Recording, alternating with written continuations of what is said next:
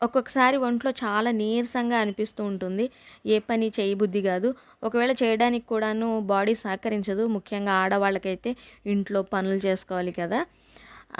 ఒక్కోసారి పూజలు చేయటం, పూజలు, వ్రతాలు, పనులు, ఉపవాసాలు ఇలాంటివి కూడా ఎక్కువైనా గూడాను ఒంట్లో ఓపిక అనేది తగ్గిపోయి నీరసం అయిపోతూ ఉంటాం.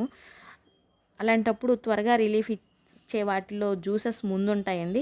మంచి డైట్ తీసుకుంటే మనం ఆ నీరసం నుంచి బయటపడొచ్చు. వాటిలో జ్యూసెస్ తాగితే మాత్రం చాలా బాగా తొందరగా నీరసం తగ్గిపోతుంది. మనం ఇంట్లోనే జ్యూస్ తయారు చేసుకుంటున్నాం కాబట్టి కొన్ని సబ్జా గింజలు గానీ, లేదా చియా సీడ్స్ గానీ ఇలా కొన్ని నానపెట్టి జ్యూస్‌లో తీసుకుంటే ఇంకొంచెం మంచి బెనిఫిట్స్ ఉంటాయి. ఇక్కడ నేను చియా సీడ్స్ అయితే నానపెట్టుకుంటున్నాను. వీటిని ఒక 20 మినిట్స్ అయినా నానపెట్టి తీసుకోవాలి. అలా పచ్చిగా జ్యూస్‌లో వేసి తీసుకోకూడదు. అదే సబ్జా గింజలైతే ఒక 10 మినిట్స్‌లో అయితే నానిపోతాయి. ఇవైతే ఒక 20 మినిట్స్ నానపెట్టేసుకుంటున్నాను. వీటిని ముందు పక్కన పెట్టేసుకుంటాను ఇలా వాటర్‌లో వేసేసి. మనకి నీరసాన్ని తొందరగా తగ్గించే వాటిలో బత్తాయి పనిచేస్తుందండి. బత్తాయి జ్యూస్ అయితే.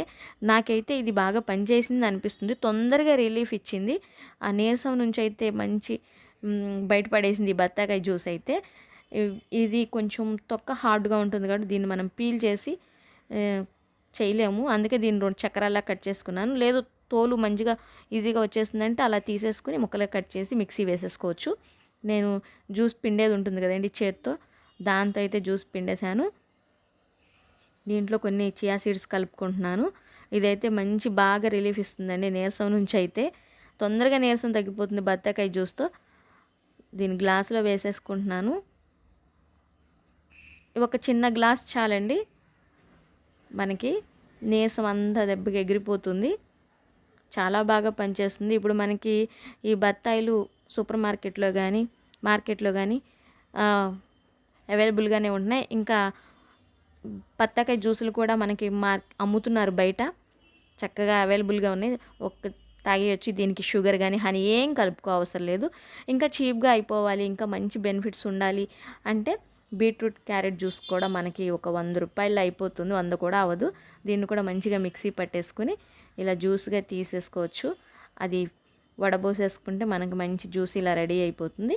ఇంకా దానిమ్మకాయ జ్యూస్ కూడా మనకి మంచిగా పనిచేస్తుందండి. దానిమ్మ గింజలు ఒలిచి కొంచెం కొంచెంగా తినాలి. అలా తినాలంటే కొంతమంది తినరు, ఇష్టపడరు.